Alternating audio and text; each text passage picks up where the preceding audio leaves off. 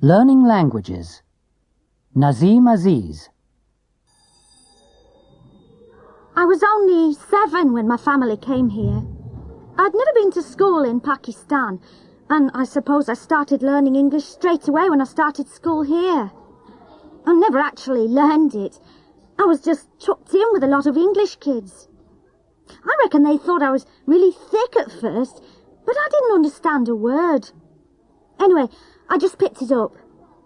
It's weird because I haven't got a Pakistani accent. That's because I didn't learn English there. Some families use English at home in Pakistan, and they'll never lose their accent. Everybody says I sound like a Liverpudlian because I went to school in Liverpool, and I've always lived here. Bernard Lefort. I have studied English since 5 years in France. We studied at school and we learned the grammar and we translated everything into French. I started at the age of 12. I think I do not speak well. I am very slow, but I can understand everything I read very good, very well. I do not like to make mistakes, so I do not speak too much. I am living in Paris, and I meet English people in my work. I have a very French accent, but this is not important. I am French, and I am happy when people know this. Anyway, the English, I think French accents are very romantic, yes? Luciana Rossi. I am Italian. I was born in Rome. I studied English at school. I began to study at 13. All our lessons were in English. The teacher only translated some difficult words. I think I had a good basis at school, and then I went to England for the summer. At the beginning, everybody spoke very quickly and I couldn't understand much, but after a few days it was easier, and everything I had learned came back to me. I didn't go to a school in England, but I met my husband there. He's Scottish, and I thought his accent was very difficult at first. Now it's no problem. We live in Scotland. Jesus Garcia. I didn't study English at school in Mexico, and I started to learn at evening classes when I was 22. It was only 2 evenings a week, but I enjoyed the lessons. After 2 or 3 years, I went on holiday to the States and picked up a lot of expressions. Then I saved up and went to a language school in England for 2 months of 25 hours a week. There were all different nationalities in my class, and we had to speak English. Anyway, I reckon my English is okay now. I work in Mexico City, and I use English a lot in my job. I'm a travel agent. Shark attack.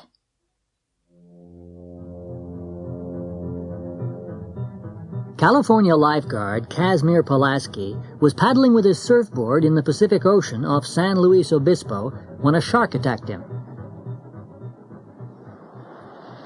I had swum about 13 miles, and I was about 1.5 miles out when suddenly something came straight up out of the water, knocking me off my surfboard and into the air. I didn't know it was a shark until I surfaced again. Then I saw this big fish swimming around with my surfboard in its mouth. I could see its long gray dorsal fin, and I thought, oh my God, it's a great white shark. The next thought was, nobody gets this close to a great white and lives to tell the tale.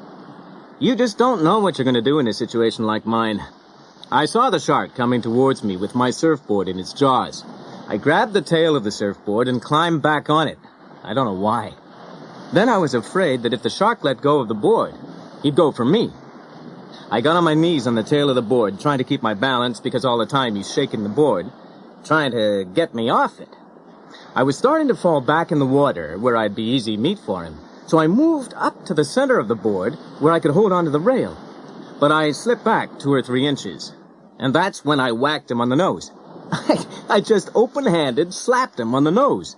It was more an automatic reaction than a deliberate slap. It was like something was taking over my body. I was just 6 inches away from his teeth, but it was the eyes I remember most. It seemed as though he wasn't looking at anything when he was looking at me. Anyway, I just went for him and whacked him, and about 2 or 3 seconds after I hit him, he went. For a minute, I really thought I'd had it. I might have seen my life pass in front of me a little bit. And after he went, I started paddling back to the beach, but I was waiting for him to come back again. They were the worst moments. Then I kind of knew he wasn't coming back, and I managed to get to the beach. I stood up and looked at my hands and feet, practically counted my fingers and toes to make sure everything was intact. I couldn't believe I got away without a scratch. When I recovered my surfboard later, it had big teeth marks in it. A biologist who investigated said the bite mark was probably from a great white, about 18 feet long. I had nightmares that night, but the next day I was back in the ocean. I love it. Even before the attack, I'd reckoned it was silly to worry about sharks because attacks are so rare. I still feel that. The Yellow Bulldozer. The house stood on a slight rise just on the edge of the village. It stood on its own and looked out over a broad spread of West Country farmland. Not a remarkable house by any means. It was about 30 years old, squattish, squarish, made of brick, and had 4 windows set in the front of a size and proportion which more or less exactly failed to please the eye. The only person for whom the house was in any way special was Arthur Dent, and that was only because it happened to be the one he lived in. On Wednesday night it had rained very heavily. The lane was wet and muddy. But the Thursday morning sun was bright and clear as it shone on Arthur Dent's house for what was to be the last time. It hadn't properly registered yet with Arthur that the council wanted to knock it down and build a bypass instead. At 8 o'clock on Thursday morning, Arthur didn't feel very good. He woke up blearily, got up, wandered blearily round his room, opened a window, saw a bulldozer, found his slippers, and stomped off to the bathroom to wash. Toothpaste on the brush, so, scrub. Shaving mirror, pointing at the ceiling. He adjusted it. For a moment it reflected a second bulldozer through the bathroom window. Properly adjusted, it reflected Arthur Dent's bristles. He shaved them off, washed, dried, and stomped off to the kitchen to find something pleasant to put in his mouth. Kettle, plug, fridge, milk, coffee, yawn. The word bulldozer wandered through his mind for a moment in search of something to connect with. The bulldozer outside the kitchen window was quite a big one. He stared at it. Yellow, he thought, and stomped off back to his bedroom to get dressed. Passing the bathroom, he stopped to drink a large glass of water. And another. He began to suspect that he was hungover. Why was he hungover? Had he been drinking the night before? He supposed that he must have been. He caught a glint in the shaving mirror. Yellow, he thought, and stomped on to the bedroom. He stood and thought. The pub, he thought. Oh dear, the pub. He vaguely remembered being angry about something that seemed important. He'd been telling people about it at great length, he rather suspected. His clearest visual recollection was of glazed looks on other people's faces. Something about a new bypass he'd just found out about. It had been in the pipeline for months, only no one seemed to have known about it. Ridiculous.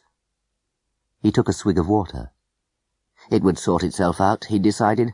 No one wanted a bypass. The council didn't have a leg to stand on. It would sort itself out. God, what a terrible hangover it had earned him, though. He looked at himself in the wardrobe mirror. He stuck out his tongue. Yellow, he thought. The word yellow wandered through his mind in search of something to connect with. 15 seconds later, he was out of the house and lying in front of a big yellow bulldozer that was advancing up his garden path. The rumour.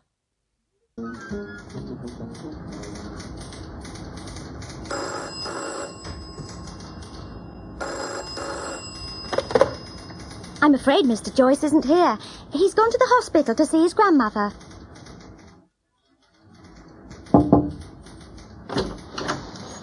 Is Mr. Joyce here? No, he's gone to the hospital. Oh, he wanted me to wash his car. Did he leave the keys? His car isn't here, I'm afraid. The police towed it away. Did you hear that Mr. Joyce had gone to hospital? No. What happened? A car crash, I think. Anyway, the police have towed away the wreckage. Oh, dear. I saw an ambulance on my way to work.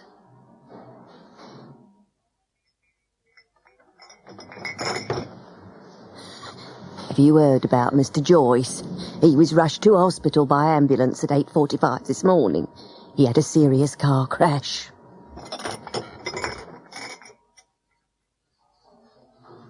Perhaps we should send Mr. Joyce something. How about some fruit? I saw some very nice strawberries this morning. I was told that Joyce was allergic to strawberries. Has anyone told you about Mr. Joyce? No? What about him? He crashed his car. It's a complete write-off. He's in hospital. Intensive care, I heard. Ooh, are they going to operate? Well, I'm not sure. I heard that he's got a lot of allergies.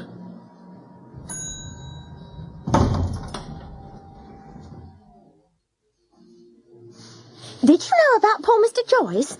He's in hospital after a terrible car crash, but they can't operate because he's allergic to antibiotics. My sister was treated for her allergies by a Swiss specialist.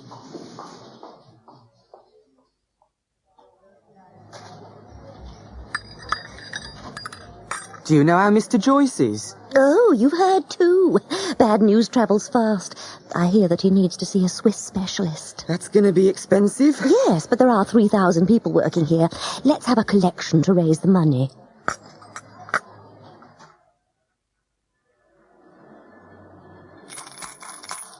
We're collecting for Mr. Joyce.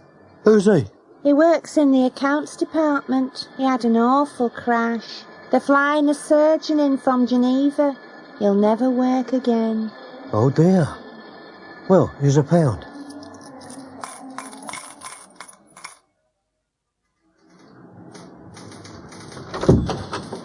Hello, where is everyone? I've got no idea, Mr. Joyce. How was your grandmother? Oh, she was fine. Wasn't a heart attack, just indigestion, that's all. I'd better go and collect my car from the police station. You know, I'd only parked on a double yellow line while I was getting her some flowers and they towed it away. The Explorer. Good evening, and welcome to the Patrick Logan Show. On tonight's show, we're going to meet Broderick Foyle, the scientist who believes influenza comes from outer space. Moira Robinson, the author of Super Housewife. And we're going to hear the latest song from Shining Teeth. Our first guest needs little introduction from me. He's climbed Mount Everest, gone down the Amazon by canoe, and crossed the Sahara Desert on foot.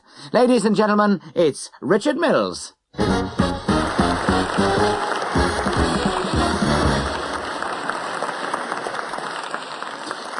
Richard, welcome. You've been everywhere and you've done everything. And now your latest book has just been published, hasn't it? That's right, Patrick. It's called Miles of Sand. I've been reading it this week, and there are some pretty fantastic stories in it. They're all true, Patrick, all true. I'm sure they are.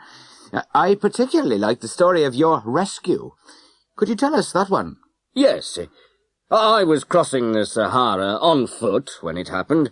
I had a small radio, but it packed up after 10 days or so, and I just kept on going. Obviously, when I didn't call in, people began to worry, and they sent out a search party. Now, I was travelling at night and sleeping during the day. On this particular morning, I had set up my tent and just crashed out. I'd been sleeping for a couple of hours when the search party arrived, and I didn't hear their truck. What happened was I woke up and heard these voices outside the tent. Someone said, "I had a look. He's dead, I reckon." "Who, me?" I shouted and popped my head out of the tent. You should have seen their faces. They were even more surprised when I refused a lift from them. But they did give me a new radio.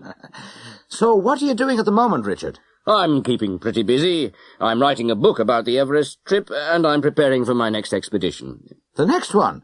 You mean there's somewhere you haven't been? Oh, yes. I'm planning to walk across the polar ice cap via the North Pole. You're going to walk? That's right. I'm still looking for sponsors at the moment. It's going to be pretty expensive. It sounds like a very ambitious project to me. Yes, it is.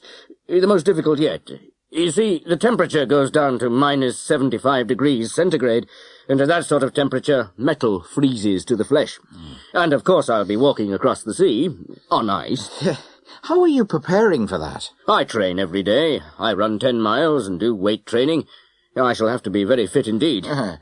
What sort of problems are you anticipating? Well, first there's navigation. Compasses don't work near the poles, so I'll be using satellite navigation throughout the trip. Say you have equipment problems, like the radio in the Sahara. I'll have a sextant to navigate by the stars, but it'll be plastic, of course. Ah, yes. You said metal freezes to the flesh. Yes. How long will it take? At the beginning, I'll be covering 10 miles a day. I won't be able to keep that up all the way, but I'll have reached the pole by mid-July. By then, I'll have been walking for 6 weeks, say 3 months for the whole journey. One thing that interests me, you always have such wonderful photographs in your books. Will you be taking photos on this trip? I'll be filming myself during the entire trip. Oh, but how will you manage that? I'll simply put the camera on a tripod. And food? Will you be trying to shoot polar bears? I certainly hope not.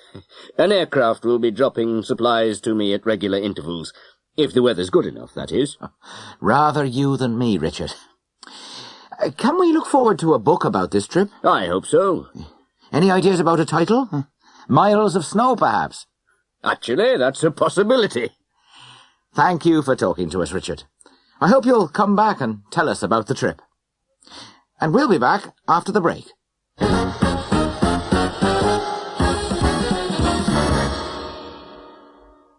Describing a picture. 1. Well, I really go for posters. I've got 5 or 6 in my room. Some of them are really cheap, 75p or something. The most I ever paid was £2.50, but that's not the point. If you get fed up with them, you can always change them. You can get all sorts of posters. There are the old adverts, or photos of rock stars, or just beautiful landscapes. I've got a photograph of a seagull flying over some waves with a slogan on it, "Everything is beautiful." Ones I like best, though, are the old Vogue magazine covers of the 1920s, I think. There's one marvellous one of a girl. She's very geometric, in a yellow kind of dress, against a lovely pale blue background. She's on an ocean liner, I suppose. 2.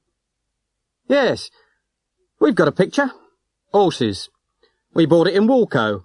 It's got a lovely frame, kind of brown cloth with a strip of gold running round it. It was only about 30 quid. I don't know much about art, but I know what I like. They say it's an original painting, but I reckon they do them on a production line. We just decorated the room and it matched the wallpaper. That sounds a bit odd, but why not? Anyway, I've always liked horses. 3. I bought that years ago. It's by Van Gogh. It was pretty reasonable, really. About £7. And that included the block mounting. I know it's only a cheap reproduction, but I've always loved that painting. There was a reproduction at school. It's the colours, I suppose, and the texture. You can see the thickness of the paint, even if it's only a reproduction. Anyway, I'd rather have a cheap copy of a masterpiece than an original of something that's mediocre. 4. We haven't really gone in for many pictures. You see, we've always been in rented flats, and it hasn't seemed worth it. Well, a calendar in the kitchen with views of Scotland, perhaps, and that collage of family photos. Maybe a poster over a damp patch on the wall. What I do buy, though, is books. Books of paintings. This is from a Beryl cookbook. Isn't it lovely? There's such a sense of humour, a kind of childlike quality that I really love. 5. That's a screen print. It's a limited edition, actually. That means they print perhaps 100 and then destroy the plates. This particular one appealed to me very strongly. There's something so clean and simple about it. Photorealism. I love it. My husband says it does nothing for him. He thinks it's pretty awful, in fact. But then again, he hasn't got much taste. Not when it comes to art. How do I get to 1? You pay over here, Mum. All right, all right. Come on, keep together. 1 adult and 2 children, please. 190. Haven't you got anything smaller? No, I'm afraid I haven't. 190, 2, 3, 4, 5, and 5 is 10, and 10 is 20. Thank you. Which way? Just go through the door on your right. Follow the signs and you'll see everything. Mum, I want a drink and a biscuit. Me too, I'm starving. Excuse me, is there a refreshment room? It's just round the corner on the right. I want to see the mummies first. What? The mummies, the Egyptian ones. Yes? We were particularly interested in seeing the mummies. Could you direct us to the Egyptian room? It's the last room you come to. Yes, but we'd like to go there first. All right. Turn left when you get in. It's the first door you'll come to on the left. Thank you. Sorry. 2. Excuse me? Yes, love. I think I'm a bit lost. I've been wandering around for ages, trying to find the tea. The tea? Right, love. It's in the... let me see. 1, 2, 3, 4, 5... the 6th aisle along from here. Or is it the 7th? If you go this way, past the checkouts, you'll find it on the right. I've been all around there. It's just past the biscuits. On the middle shelf. Oh, thank you very much, dear. I'm getting on a bit. I can't see as well as I could. Oh, well. Come with me, love. I'll take you there. 3. 1 litre of whiskey, 200 Marlborough, 2 bottles of wine. Which currency are you paying in, sir? Do you take Canadian dollars? Oh, well, yes, sir, but I'll have to give you the change in Dutch guilders. Sterling or American dollars, I'm afraid. Oh, dear. Yes, of course. And I've only got a $100 bill. Are you in a hurry, sir? Not particularly. Why? Well, you could break your bill at the currency change desk and come back for your duty-free goods. That's a good idea. Thanks. Where is it? It's right in the middle of the concourse. Just turn left out of here and walk towards C and D piers. You'll see it straight in front of you. Thank you very much. You're welcome. 4. Yes, madam. Can I help you? I've got a connecting flight to London. let me just find my ticket. Yes, it's BA 208. Right. Is your luggage checked through? Yes, it is. It leaves at 14:30 from gate 27 on Pier B. Smoking or non-smoking? Non-smoking. I prefer an aisle seat if you've got one. Yes, that's fine. Seat 5D. Is there somewhere to get a coffee? Of course. Right over in that corner, between B Pier and A Pier. Can you see it? Yes. Thank you very much. It's a pleasure. Yes, sir. Can I help you? 5. Excuse me, miss? Yes, madam? I can't find the pet food. I expect I've just walked past it or something. Can you tell me where it is? Pet food. Oh, it's opposite the frozen meat cabinet. The frozen meat? Where's that exactly? It's near the back. Look, just go towards the back of the shop, and it's the... let me think. The second aisle in from the right-hand side. The pet food's about 3/4 of the way along, on your right. Thank you so much. 6. Excuse me. Yes, miss. I particularly wanted to see the Victorian room, but I seem to have missed it. It's in the far corner, miss. Just go out of that door and turn right. Walk through the main hall and you'll see 2 doors in front of you. Go in the left-hand one. That's the Roman room. Ah, I've been in there already. Yes, you must have come out of the wrong door. Anyway, once you're in the Roman room, take the door on the left. That's the Victorian room. Thank you. Thank you very much.